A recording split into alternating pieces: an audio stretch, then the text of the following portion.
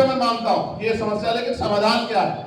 लोकतांत्रिक व्यवस्था में जिसके पास राज होगा, जिसके पास कुर्सी होगी, जिसके पास कलम होगा, वही तो योजना बनाएगा, वही तो नीति बनाएगा, वही तो पॉलिसी बनाएगा, वही तो लागू कराएगा। अब मैं कह रहा हूं कि हमने सब कुछ तैयार कर लिया और वोट हमने अपना संगठित नहीं किया, वोट को हमने इधर उधर बखेर दिया और परिणाम हमारे खिलाफ आए, और दूसरी पार्टी के साथ सत्ता में है, ऐसी पार्टी सत्ता में आ गई तो वो आपको क्या बांटेगी? मिठाई? आपके बच्चों को तालीम देगी? आपको स्कॉलरशिप देगी? आपको सम्मान देगी? वो तो लठी मारेगी ना भाई। वो तो वोट इस बात में मांग रहे हैं कि आप हमें वोट दे तो हम इनको लठ मार देंगे। आप समझो, मैं तो खालिद साहब बैठे, मैंने देख लिया उनको। अगर मुसलमान, मैं सच कह रहा हूं, बीजेपी को वोट देने लग जाए इस देश में, मैं सच कह रहा हूं, इस देश में भारतीय जनता पार्टी सबसे नीचे दर्जे की पार्टी हो जाएगी। वो इसी नाम पे वोट मांग रहे जो सत्ता में बैठे हैं इस समय, जिनसे मुकाबला है।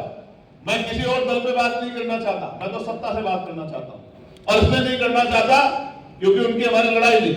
ये तो हमारे लोग गुमराह, वरना उनको जिस तरह से उनके बड़े बड़े नेताओं को, जो सबसे बुजुर्ग है, जैसे खींच खींच के धक्के मार के कोने में कर दिया जाता है ना, उसके बाद भी अगर वो समझना नहीं चाहते, अगर वो अपमान को इज्जत समझ रहे, तो मैं क्या कर सकता हूं? इज्जत तो दिखती है, इज्जत इस मंच की गवाही है। इज्जत किसे कहते हैं?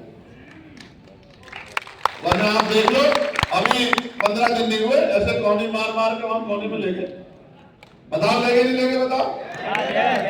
तो ये तो दिखती है अपने। मैं ये कह रहा हूं, इतनी बड़ी आबादी को नकार के और आप ये कहते हैं कि वो आपको वोट भी देती रहे, ये तो इनकी ईमानदारी है। मैं, हमारे वसीम साहब खड़े हैं और नईम साहब खड़े, मैं कह रहा हूं, नकारात्मक राजनीति आपको इस देश को लेकर डूबेगी। मेरी बात को आप याद रखें, सकारात्मक राजनीति करो।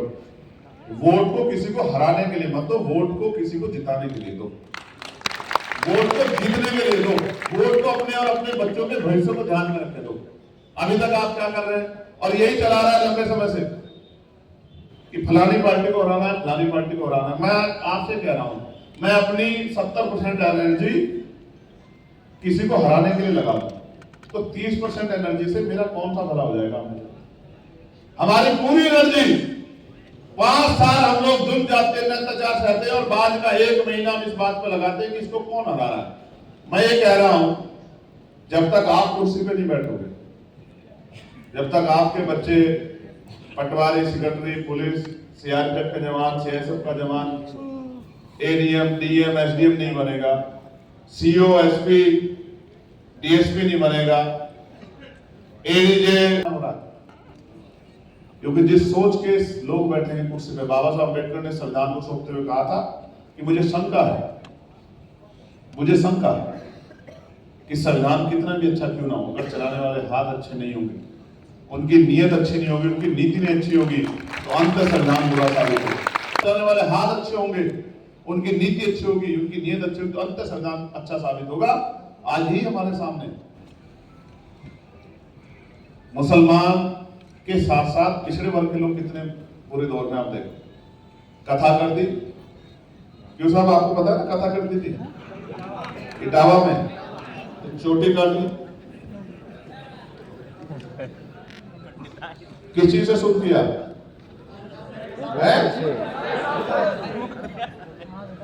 पेशाब से शुद्ध किया। आप सोचो, ये क्या सोच है? ये क्या सोच है? जिसके ऊपर पड़ती है उसको ही लगता है कि मेरे ऊपर ही शोषण हो रहा है। मैं आपको सच कह रहा हूं देहरादून वालों, शोषण तो यहां सभी पे हो रहा है। जो सरकार के विचार के साथ नहीं है, चाहे वो अगड़ा हो या पिछड़ा हो या मुसलमान हो या दलित हो या वो कर्मचारी हो या अधिकारी हो, सब शोषण के शिकार हैं। ये सरकार उन्हीं की है जो पूंजीपति उनके साथ खड़े हैं या जो उनकी बात कर, ये सरकार उन्हीं की। अब इटावा की बात आओगी तो आएगी तो आप कहेंगे यादव समाज के साथ होगी, लेकिन मैंने तो लोधी समाज के साथ भी देखा यही अपमान, यही मैंने कुर्मी समाज के साथ भी देखा, यही मैंने साहू समाज के साथ भी देखा, और दलितों की तो क्या कहूं, आदिवासियों की तो क्या कहूं। उनको तो डायन के नाम पे भी 5 लोगों को जला के मार दिया, उनकी कोई पूछने वाला नहीं। मैं आपको सच कह रहा हूं, जो आज आपको महसूस हो रहा है 70 सालों में, वो तो हम पिछले 5000 सालों से इस देश में सहते आ रहे हैं, लड़ रहे हैं उसके खिलाफ।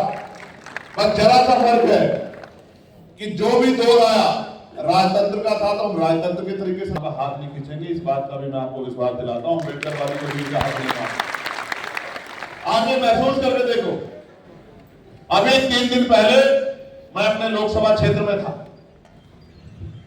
वहां एक कस्बा है धामपुर, और ये मीडिया के माध्यम से मेरा लखनऊ में खड़े होकर मुख्यमंत्री जी सवाल है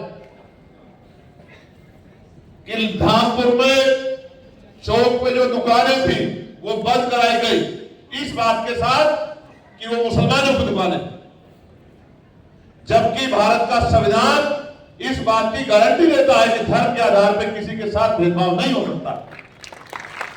आर्टिकल 14-15 इस बात की गवाही देते हैं, इस बात की गारंटी देते हैं, लेकिन वो दुकानें बंद कराई गई। और उसकी नहीं, उस पूरे पश्चिम की दुकानें बंद कराई गई। और अगर वो दुकानें मीट की होती तो मैं भी मान लेता किसी की भावना हो सकती है, तो मैं भी इसको कहता कि मैं ठीक है बंद कर लूं। हालांकि जिसका रोजगार जाता है, पता तो उसको लगता है जिसके बच्चे भूखे मरते हैं, जिसको पैसे की जरूरत होती है, जो हाथ फैलाता है उसको पता लगता है, सरकार को नहीं लगता है। लेकिन वो दुकानें चाय की थी, वो दुकानें नाई की थी, वो दुकानें छोटे मोटे कारोबार की थी, और उनको इसलिए कह के बंद किया गया कि भाई माहौल खराब है, हालात अच्छे नहीं है, आप तो मुसलमान हो। मुजफ्फरनगर में तो एक हिंदू ही था, उसकी दुकान पे प्याज मिल गया, उसकी दुकान तोड़ दी गई। भाई हमें आपकी परवाह है। मैं पूछना चाहता हूं कि आपकी पुलिस क्या कर रही है, आपकी इंटेलिजेंस क्या कर रही है, आपकी कानून